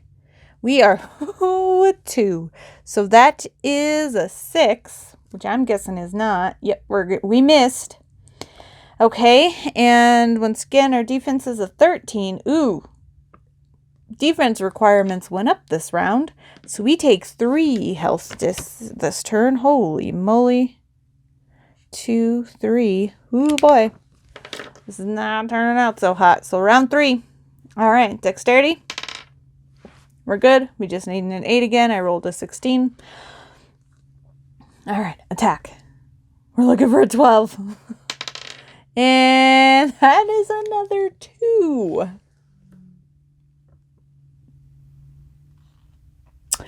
Well, our defense is the 13. And that is the threshold. So we take another 3 damage. This is not looking good. But this is the last round. We're still alive. Holy crap. All right. If you did not kill the golem, no, we did not. The magic keeping it together stops, and all of the pieces tumble to the floor. And we did not stun him at any rounds, so we do not get any gold. So that sucks. We are gonna need to rest soon or use a potion. A potion. All right. So there's that. That was not so hot. All right, so let's see what today's is. Oh, great. Oh, great. I shouldn't put that over there because we're going to need the back of that. All right, so it looks like some guards were finally notified. All of the noise from fighting the golem has alerted the guards. They come rushing up the stairs to the study room. You leave and try to exit the house ahead of them. They begin to chase you. So dodge and avoid the guards to stay ahead as they chase you. Roll a d20 plus Constitution, Reminder, Athlete, and Danger Sense. And we have both. So that it is a +4 because we get a +2 from both. And our Constitution is a 0. So +4 to whatever we roll. Can you please give your mama good luck? Oh, thank you. Ooh, there's a big mush. It's a 19. Not too bad. You are good luck over there. So 19 plus the 4, so 23. All right, if the result is 16 or more, you manage to avoid the guards' attacks as they throw spears at you and try to tackle you. You make it to the first floor and dive out of a window. You run off into the night and leave them all behind. Done. Sweet. All right. I got a little hairy there, but we made it out alive. We got some cool loot. We got something else. Oh, we don't have the copper key anymore because we used that on the thing. On the chest. So we got a cool necklace. Oh, and we also found the evidence that they were rigging the tournament. So overall, not too bad. Things got a little hairy a couple of times, but we did good. We did good. I'm excited to see what we do tomorrow. I'm guessing tomorrow we'll be focusing on traveling back to the main city. But that is going to be it for right now. Like I've mentioned, I've got the Avalanche game. Pre-game starts in about 15 minutes. But I'm going to shuffle because this will be the first time I'm using this deck. So I like to do a lot of extra shuffling. And then I'm going to do my spread tonight for Pisces season. Or at least this moon cycle in Pisces season. And journal that. I might do another little clip of that, or I might not. We'll see how I feel or how it ends up going. But I might do it just so I can show you the cards and at least show you what cards I pulled. But yeah, so that's it for now. We'll see what I end up picking up tonight. I do want to pick up something tonight because it's been a while since I've read. I might try to go with another novella, or I might pick up. I've got a historical romance on my headboard that I've been wanting to pick up. I don't know if I'm in the mood for historical. I could read the next book is a 1.5 novella in the Phantom Heart series, so I might pick that up. But I really don't know what I want to read next. I don't know what I'm in the mood for. I just need to kind of make sure that whatever I pick up is, I don't know. I might not pick up either of those. I might try to find something by an author I really enjoy, because I feel like with the mood I'm in right now and just being slightly burnt out from the novellas on Monday, I'm going to need something that's not going to push me into a reading slump. But we'll see what happens. I might look at the Spring Has Sprung. Spring is something. The new seasonal challenge that started on the 1st for Shelby. Love Has Sprung. So I might look at some of the more unique prompts for there and see if any of that sounds good, or an author that I have. Oh my gosh, the back of my book just came off. It's annoying. But yeah, we'll see what I pick up. But when I pick something up, I'll let you know for sure. At the very least, I'm going to read my Under the Oak Tree chapter tonight. But I'm going to go get some dinner and get ready to watch the game. But until then, I'll see you soon.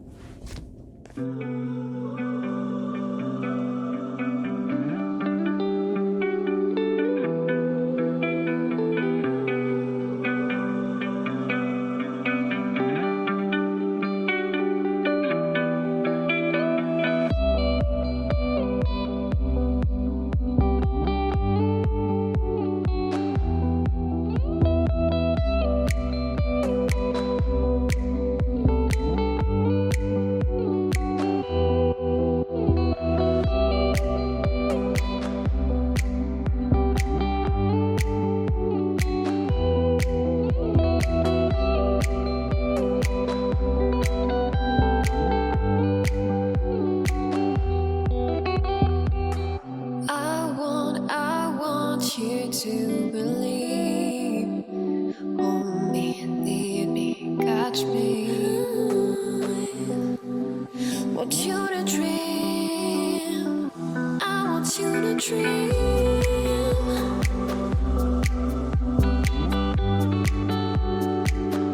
I want you to dream.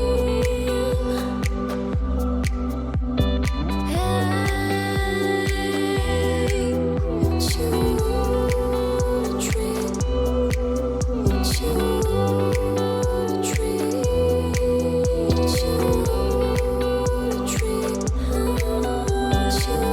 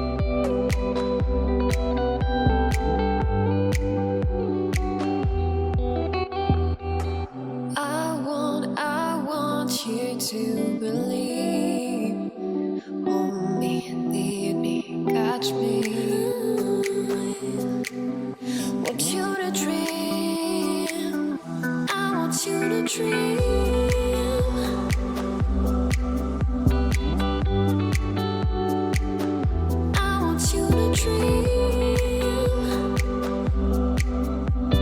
Hey, want you to dream. Want you to dream. Want you to dream. Want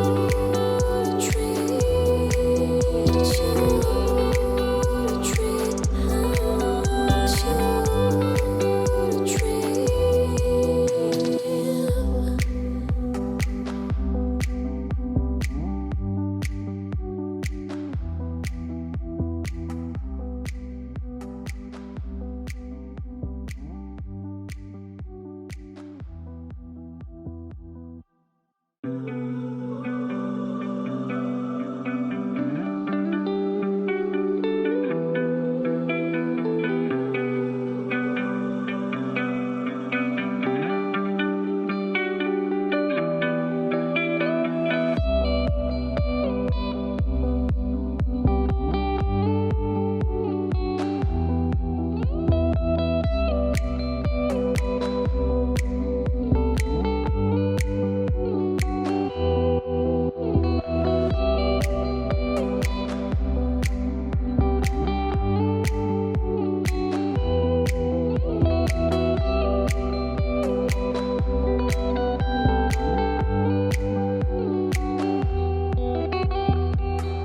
I want you to believe. Hold me, lead me, catch me. Want you. Happy Friday. It is Friday, March 4th. It's just about 9 o'clock. It has been a week. I am happy it's Friday. I am ready for the weekend. But yeah, so I just got done a little bit ago. We finished the live show for the Kate Daniels readathon, which is now officially the Aurelia Rider readathon, or read along, not readathon, read along. And so we talked about Magic Triumphs, which is book 10 in Kate Daniels, and Iron and Magic, which is book 9.5. And that's hosted by Steph with Novelty Corner, Megan from Meowth Vader, and Heather from Hia Booktubes. And that was fun. It was a lot of fun. We got a little bit tangenty at times, but I was laughing, and it was just so much fun. I love joining their book club, and I'm a little sad. So we're going to read the 0.5 and then Blood Air, which are the first two books of Aurelia Rider. But we're not meeting again until April. So we're kind of skipping March since they pushed back February's meeting till today. So even though it's technically March, but we don't have books to read in March. So I don't know how long I can hold out not reading Blood Air, but we'll see. I prefer to read my book club books closer to when we meet, so it's more fresh in my brain. But I don't know if I can wait that long. But we'll see what happens. But anyway, so during that, I've been kind of doing some thinking the last couple days. So I don't know if you want to know this. I don't know if you need to know this. Go ahead and skip forward till you see me playing with the calendar, because I'm going to do that next year. But this is my planner that I use. And this has almost all of my book stuff. So I have I was super picky. It took me forever to find one that I wanted. So I'll just, for example, show you February. So here's how I do it. So these are all of my blog posts. I do my book reviews on Monday, Wednesday, Friday, and Saturdays. Unless I get caught up, then I try to stick to Monday, Wednesdays, because I can usually read 3 books a week and then have the reviews posted. But here's March, and I'm already scheduled through the 19th. So I might have to do some catch up. But next week, my week's already booked out full, because I usually save Tuesdays and Thursdays for my more info dumpy things. So either blogger tags, wrap-ups, TBRs, announcements, fun, or just fun info dumpy things. But yeah, so anyway, so I have this, and this is how I keep track of my blog. But then on the dailies, I do, I keep track. during each day, I write down, so like here's clips, so this is this week's, because like, you know, I skipped 3 days like you saw in yesterday's clip. So then I write down my clip, and I write down, okay, this is what I kind of talked about. I talked about this book, this book, this book. It was the opening, it was the closing, we did the quest calendar, and I just kind of do quick notes, and then I put about how long it is, so that when I transfer my videos from my storage card to my computer, I highlight them and I'm like, okay, it's transferred over, it's on my computer, we're all good. And then when I edit them in my videos, I check them off so I can be like, okay, yes, I did use this, I'm not missing a clip, we're all good. And then I also use it for other bookish stuff, like I'll show an example here for March. Let me pull off my clipboard, my paper clip here. And I have them all paper clipped between months, and then I leave whatever current month is. So I have all my paper clips on the sides, and then on the top, I just took one off, but I do where my currently week is, I have it paper clipped on both ends, so I can just flip to. But then if I need to quickly like flip to July, they're all set. So like July, August, and then I have them all broken down in 1 month paper clips in case I need to move forward or backwards or whatever quickly. Anyway, so let me show. So then I have throughout here, I've got these cute little sticky notes with a kitty and a box on its head. But so these are books that I'm interested in, that I probably will get ebook form for, or I'm just really interested, so I want to see if maybe my library has it or something along those lines. So I have those on the sticky notes with the release date. And so and this covers whatever week that this is in. So these are books that I'm really excited for, or I'm really interested in, that are coming out. And then I know I have stuff for March. Okay, so then, yeah, so like here's an example. So here's books that I'm interested in. And then in black, because I have everything color coded and I have different colors mean different things. But in my daily portions, black is for releases. So like this one is A Relentless Rake by Anna Harrington. It's out at the end of March. And so I'll write down that it's Anna Harrington, it's Lords of the Armory book 4. And then I know that I have pre-ordered this. This is coming out March 29th. I should be getting my copy in the mail on the 29th because I do pre-order guarantees from most places that gets delivery date or release date, like, so it's shipped so that you get it on the release date. And then I also have, like, this one doesn't have it, but I have other ones that will be starred, and that means either one of two things. Either I need to pre-order the ebook, or like pre-orders aren't up yet, and so I need to pre-order the ebook, or it's a book that I really, really want and I'm going to have in paperback. For example, book 6 in Bailey Brothers is coming out this month by Claire Kingsley. Book 4 in the Gold Rush Ranch series by Elsie Silver is coming out this month. Book 4 in Cider Bar Sisters by Jackie Lau is coming out this month, and those are all starts because I have pre-ordered the ebooks for all of those. But I will be getting physical copies of them as well, but I have not ordered them yet. So I star them because I know, hey, they're not done. And then what I did for like January, I have a little tab here, and this is Using Feiho by Victoria Aveline, which is a sci-fi romance. It came out in January. I read it right away. Absolutely loved it. But so far the physical book hasn't come out yet. That's kind of the thing with indies books. I'm sure we'll get a physical copy eventually, but it hasn't been out yet.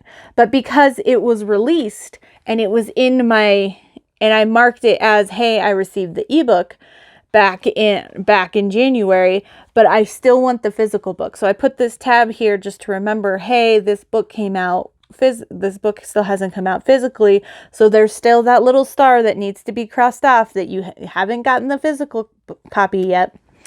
And I do also have it in my Amazon wish list with a no, I want the physical copy, but this is a better visual way for me so that if it comes time to every couple of months being like, okay, what hasn't had a paperback release yet that I missed, maybe in a newsletter or a post or whatever, that it's not available yet, I can quickly be like, okay, using Feyho, blah, blah, blah, blah, blah. Anyway, how I was doing my post of my booktube videos is I would take a marker and like I'll show you here, you can kind of see the green. I would just write on that day.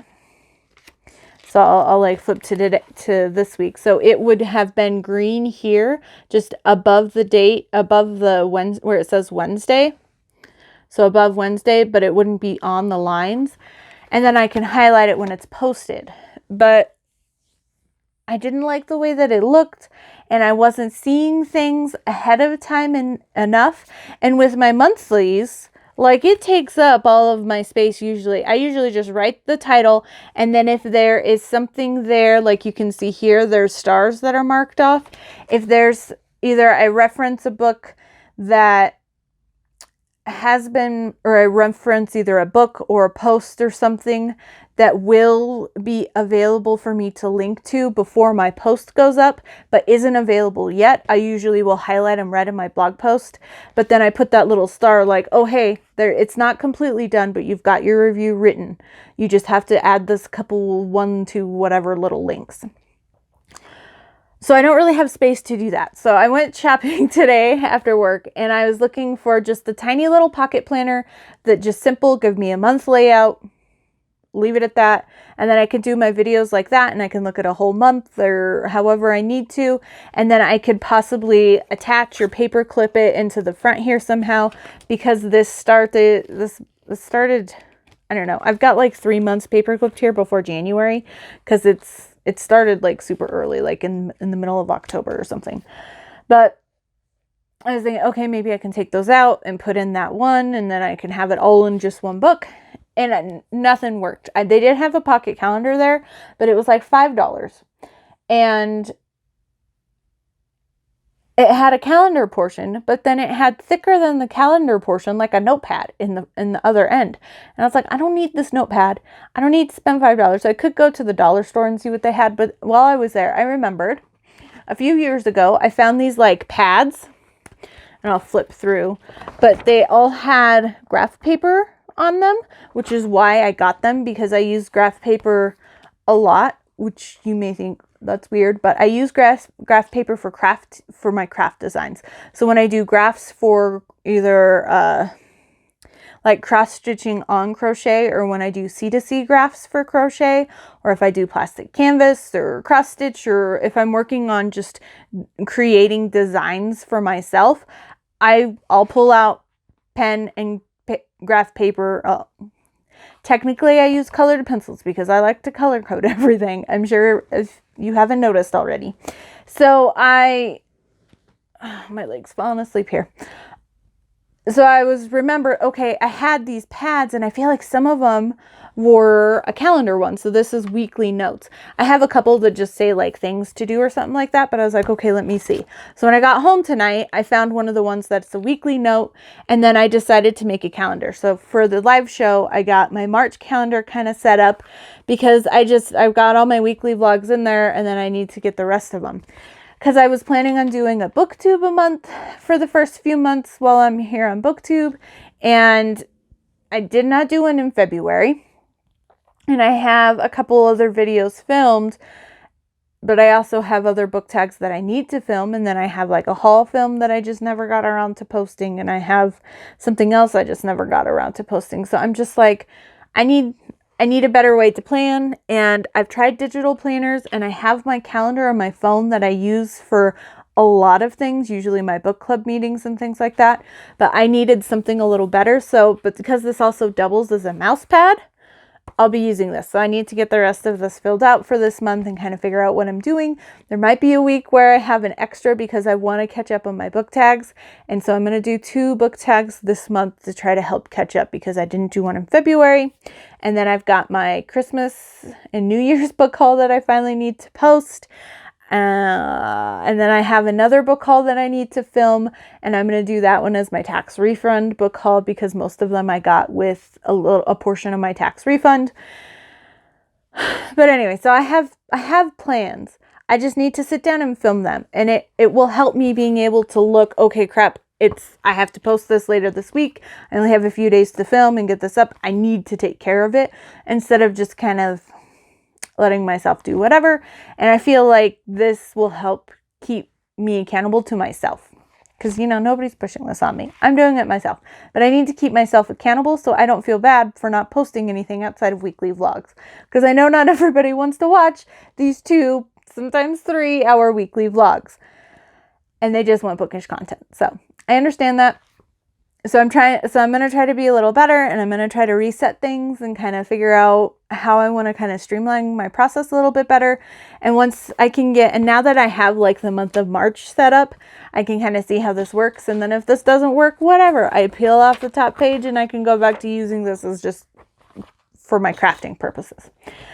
But so there's that. And I'm really excited. Also, this hat came from Hello Lovely.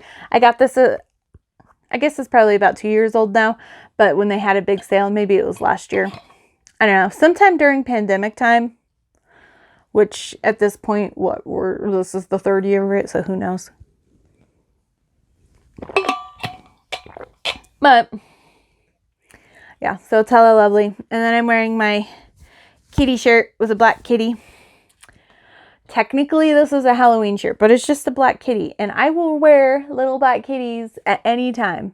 There you go. The lighting's a little bit better over here.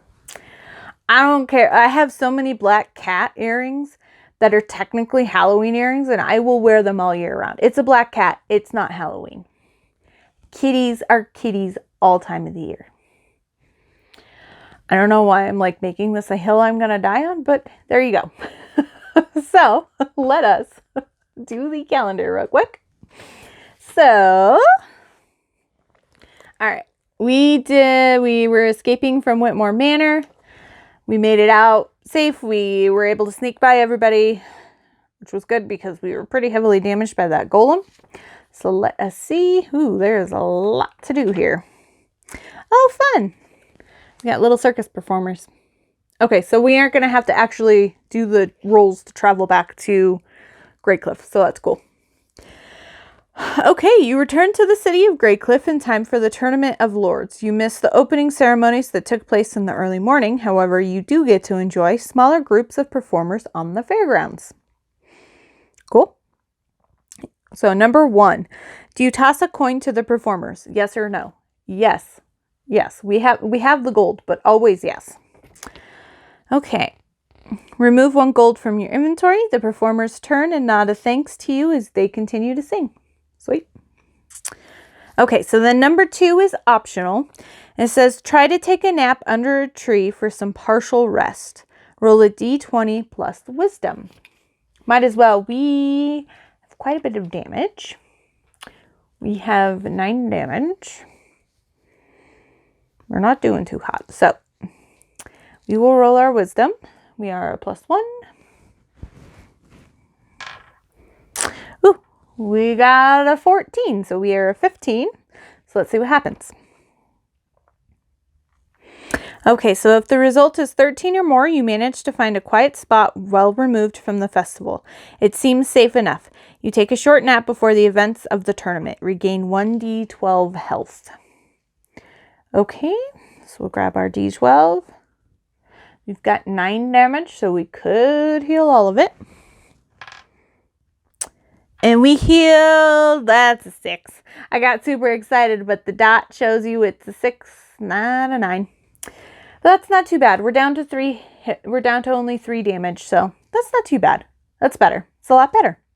So sweet. We took a nap. We healed up a little bit, and we gave a coin to the guys. So that's it for the calendar. So, bookish stuff. Last night, it took me a while to kind of settle on what I was going to pick up. So I ended up just kind of going through what I've recently added to my TBR that sounded good. And I picked up this. So this is The Tyrant Alpha's Rejected Mate by Kate C. Wells. I have read Kate C. Wells before.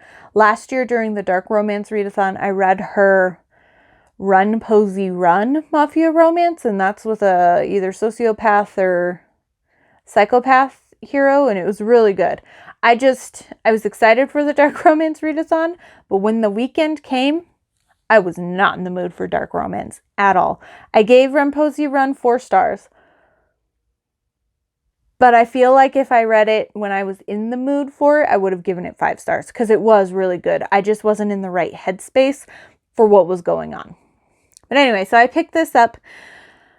I've been kind of intrigued by this for a little bit, and then I saw a couple of my Goodreads friends gave it 5 stars, so I was like, okay, I'll officially add it to my TBR. I won't just kind of just see it around and think, oh, maybe I'll get it, maybe I'll try it, maybe I'll try it. I added it to my TBR when I saw some people really liked it.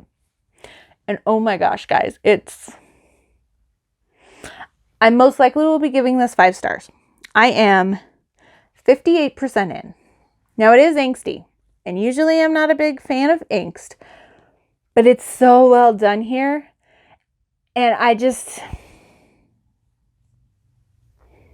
this is just what I was needing, because I was worried about getting into a book slump, and this is just perfect. I kind of went from fantasy to paranormal, so I'm still kind of in that same frame, but it's so good. So our heroine is Una, and they're obviously both wolf shifters. So wolf shifters have come out to humans, I guess, in like the 50s or something, but some wolf packs integrated with humans and others didn't. We are in a pack that didn't. And they earn their money for like utilities and just being able to live by being like MMA fighters in shifter only fights. So all of the men here are very, like, if you're a male in the pack and you can fight and you are able to be trained to fight, that is what you are. The current alpha is Killian, and his father was the previous alpha, and he did not run the pack very well. It was very much in like the Dark Ages, Stone Ages, and women were like pleasure toys. They were there to feed you, they were there to assist you, they were there to serve you, and it didn't matter if you already had a mate or how old you were, whoever you were. No matter who a male was, if they came to you and told you to spread your legs, you had to. So it was a bad situation. He's kind of helped change things around. So our heroine got damaged when she was a young child protecting a baby who's now her friend. And her leg was so mangled that it never healed properly and the muscles never knit back together. And it was strange in the first place that she wasn't able to heal properly being a wolf shifter, even though she hadn't gotten her wolf yet. But so she is considered a lone female because her parents passed away. She doesn't have a brother. She doesn't have a male figure in her life that she's related to kind of help protect her. So her and 3 other girls are considered lone females. So they are in a cabin on the outskirts of the pack, which they feel like they're kind of being ostracized, but in truth, Killian did it to protect them and keep them away from all the males, because even though he's changed the rules of the pack, there are still people in the pack that wish it was back to the old ages or the old way, and they're going to push the rules where they can. So he did it to try to keep them safe and keep them away from, because they didn't have anybody to protect them outside of just the good and kindness of other males in the pack. Anyway, so Una is working, so they all kind of work in the kitchen cantina area, and she is serving drinks one day, and she gets her first heat. Her wolf kind of comes to life. She's always felt her wolf in her, but she hasn't been able to shift into her wolf because she hasn't got her first heat, and she recognizes Killian, the alpha, as her mate. Well, think like True Blood, he's on his little throne and, there's women trying to sidle up to him for the power play kind of a thing. And she gets her like wolf snaps because it's the first time she's a wolf. She shifts for the first time in this, like, everybody's eating dinner and she's like in the middle of serving drinks to people, and she attacks this person who's the alpha female's daughter. Una gets her butt kicked. And when Killian approaches her, he kind of alpha forces her to shift back into a human. And he's like, why the hell would you do this? You can't just attack someone higher than your rank, kind of a thing. And she's just like, you're my mate. And he's like, no, you're not. I don't have a mate. So that's what happens. This is a little bit of a spoiler, but what ends up happening is there's a crone in the pack. And so she has like extra magic outside of like shifter magic. And so she ends up tearing the bond from Una because she is just in so much grief and pain and need because she's going into heat. And so what ends up happening is while she's in her wolf form, her wolf digs into like a barberry bush or a blackberry bush or something with a lot of thorns to kind of help keep her trapped in this space because she is, and also to protect herself because she's so weak both physically and now emotionally and mentally because she's just been rejected. And she has, like, when the mate bond, she felt full and like something clicked into place, and there's this missing piece that came from nowhere that she didn't know she was missing, and now it's just a empty hole. And so she's grieving and she's sad. It's like this whole thing, and she's humiliated for what happened in front of everybody because he rejected her, and it's just like horrible on a bunch. So the crone ends up taking out the bond, and somehow this kind of, by tearing the bond out of her, she still has like, because a lot of the time in the fated mate tropes, especially when you're with an alpha, they're not like, you don't submit to him like a normal pack member.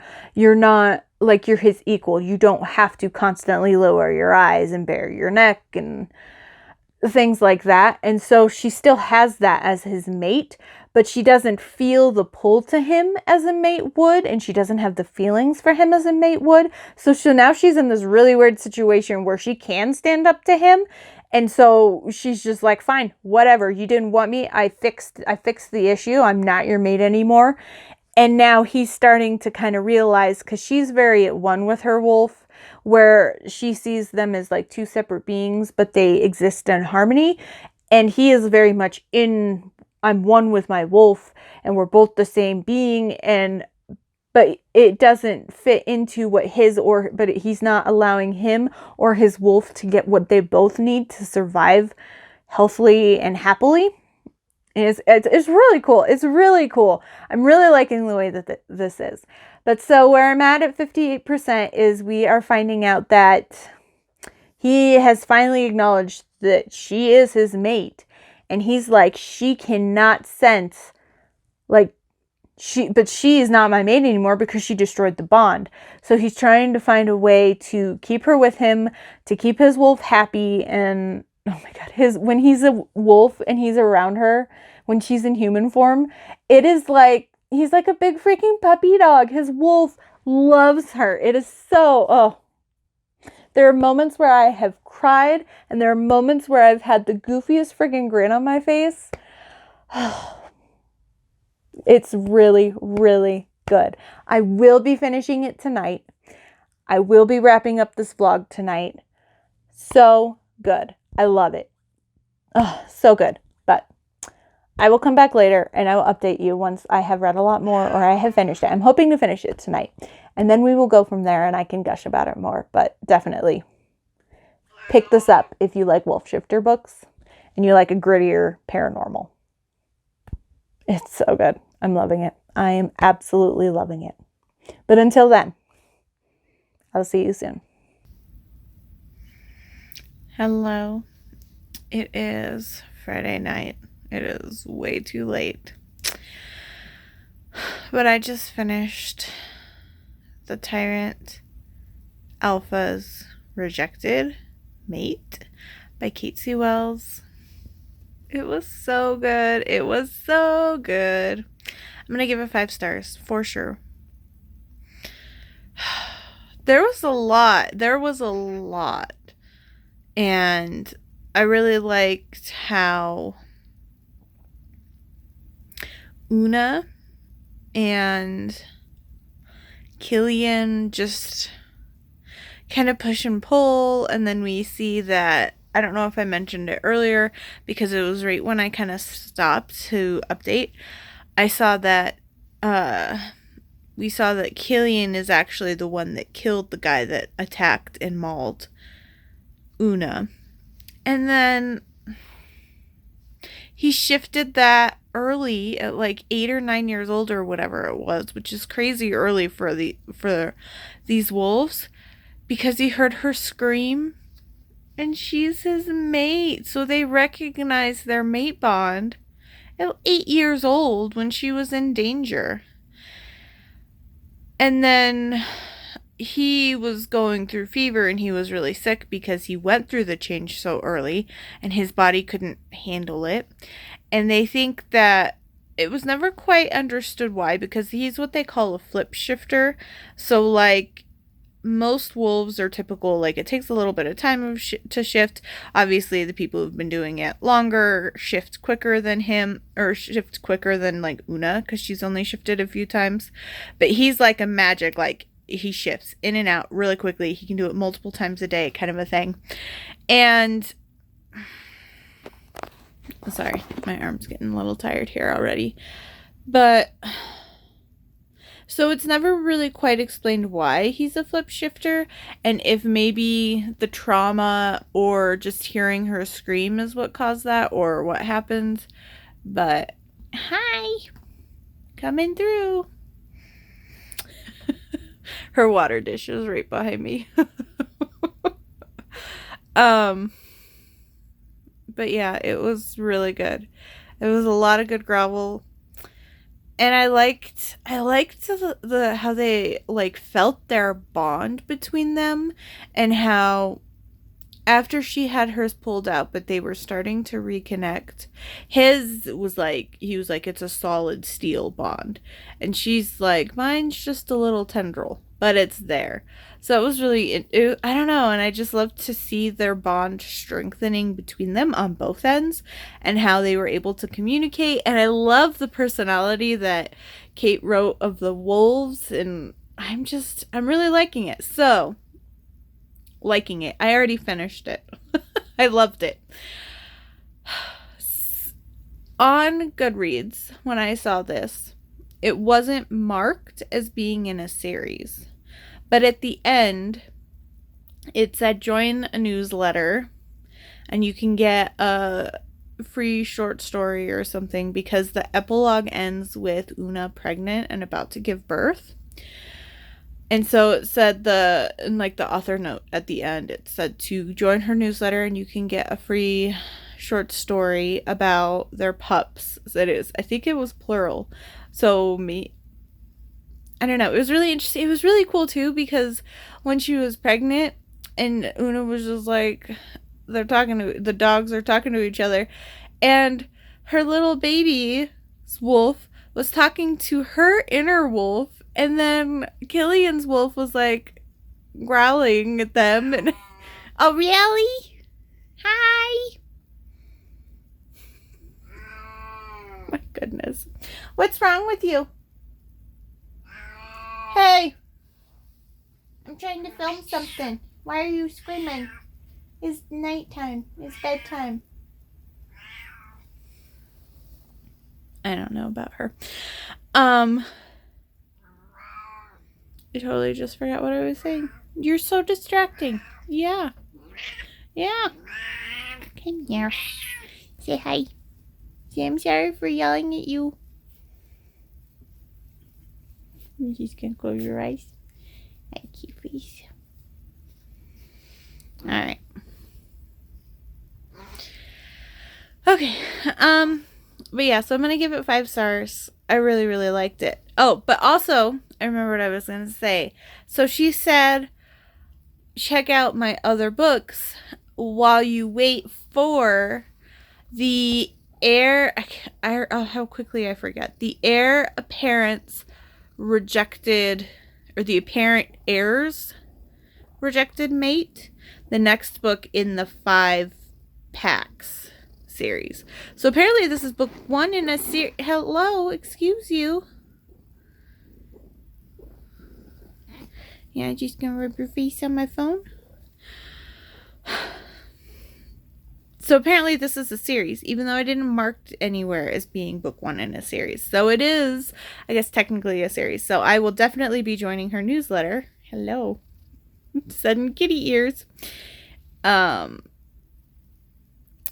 And I definitely am excited to read more. I love, like, there's a lot of things the same, but I also like how it's different. And I don't know.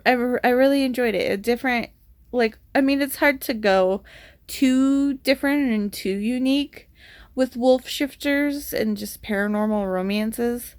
But I feel like this one was unique enough that it feels like fresh and new. Kind of like how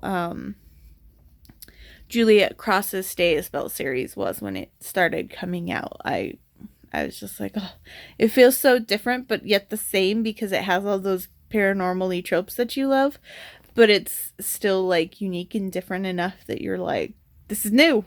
Oh my goodness, can I help you? But yeah, so 5 stars, and it's really late. I watched a video and I unlocked my Under the Oak Tree chapter for tonight. But then I didn't read it. I was like, whatever, I'll just save it for tomorrow and then I can read 2 chapters tomorrow. But so I'm going to end this vlog here. 5 stars. We ended on a good note. I don't even remember what all I read this week.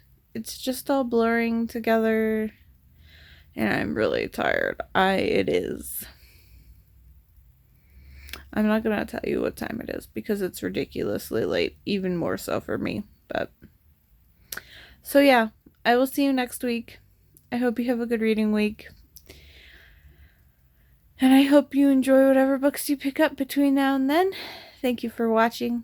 And I guess I need to get better about saying this, but like, subscribe, follow me on all the socials, whatever you want to do. If you want to see me ramble on about other things I enjoy, like reading and quest calendars and other things like that. But To believe, hold me, lead me, catch me. Want you to dream, I want you to dream.